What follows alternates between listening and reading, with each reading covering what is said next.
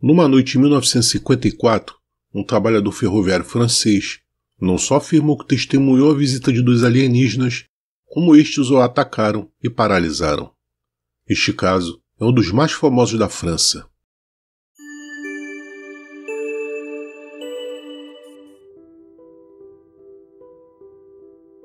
Na noite de 10 de setembro de 1954, o ex-marinheiro e, na época, o guarda ferroviário chamado Marius de Wilde acordou às 10h30 da noite por causa do seu cão Kiki, que estava latindo muito do lado de fora da sua casa.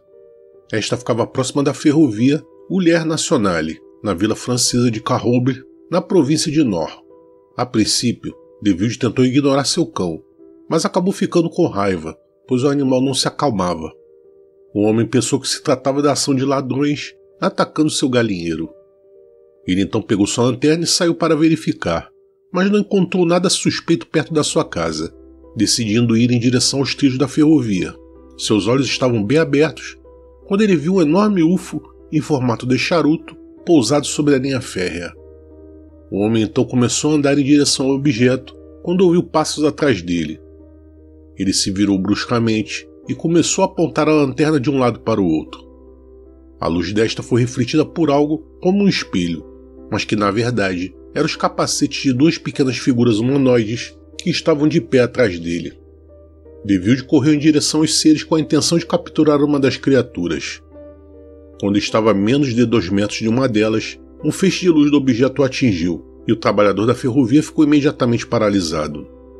Ele não podia se mover ou ficar de pé e caiu no chão. Seu corpo estava paralisado, mas ele ainda estava consciente e viu os dois humanoides correndo em direção ao objeto, entrando através de uma escotilha. Em seguida, o objeto voou silenciosamente em direção ao céu e desapareceu enquanto mudava suas cores. Depois de um tempo, de Wilde voltou ao normal e correu para sua casa. Ao chegar, ele acordou a sua esposa e contou o ocorrido. Pouco tempo depois, ele foi até um vizinho que o aconselha a entrar em contato com a polícia local. Ao revelar aos policiais tudo o que tinha acontecido com ele na noite anterior, estes a princípio o tomaram como louco. Então, de Wilde resolveu procurar o comissário de polícia Goucher, para quem também relatou o ocorrido. O comissário, vendo que a testemunha estava pálida, assustada e com problemas fisiológicos decorrentes do episódio, pediu uma investigação da polícia aérea e da direção de segurança do território. A investigação começou imediatamente, ainda naquela noite. Enquanto a investigação se desenrolava na área onde de Wilde alegou ter visto a nave alienígena, um fato interessante ocorreu. Um trem de carga se aproximou e, ao passar no local onde o objeto estivera pousado, ocorreu um forte estrondo. O maquinista parou a locomotiva e foi verificar o que teria acontecido. Ali, ele, os investigadores e a testemunha perceberam que havia uma depressão nos trilhos em uma área de 6 metros.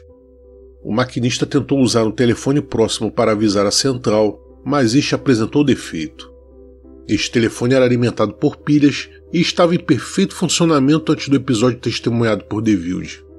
Curiosamente, sua lanterna, que também utilizava pilhas, apresentou defeito após o episódio. No dia seguinte, os investigadores retornaram ao local e descobriram novas evidências. Não havia marcas de pegada no local devido à dureza do solo, mas havia marca nos trilhos em 5 pontos diferentes. Elas tinham 4 centímetros quadrados cada uma, eram simétricas e estavam divididas em 3 trilhos. Elas pareciam ter sido feitas provavelmente pelos suportes do objeto que esteve pousado ali, sendo que foi exercida uma força de 30 toneladas sobre a madeira dos trilhos. Entre as pedras que assentavam a linha férrea, algumas apresentavam marcas enegrecidas precisamente no local exposto, a parte inferior do objeto que pousou no local.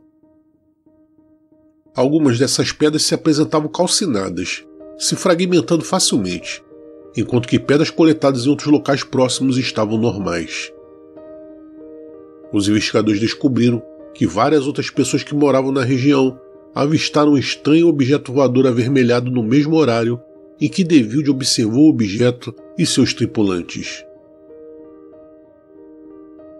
Com o passar dos dias, de Wilde começou a sofrer de problemas repentinos de saúde. Ele foi afetado pela asma e por fortes dores de cabeça, para as quais não havia tratamento que funcionasse. Já seu cão, Nick, morreu misteriosamente. Além dele, logo após esse incidente, alguém atacou 3 vacas numa fazenda não muito longe da estação de trem, as matando e mutilando completamente. Foram realizadas autópsias para apurar a causa da morte das vacas e se descobriu que as 3 não apresentavam sangue em seus corpos. Em 19 de novembro de 1954, DeVilde, agora na companhia de sua família, teria tido um segundo encontro, desta vez testemunhando o pouso da nave. Entretanto, por recomendação da polícia francesa, ele teria omitido o novo avistamento. Marius DeVilde sofreu até sua morte em 1996 com as doenças obtidas após seu estranho encontro, mas sem jamais se contradizer.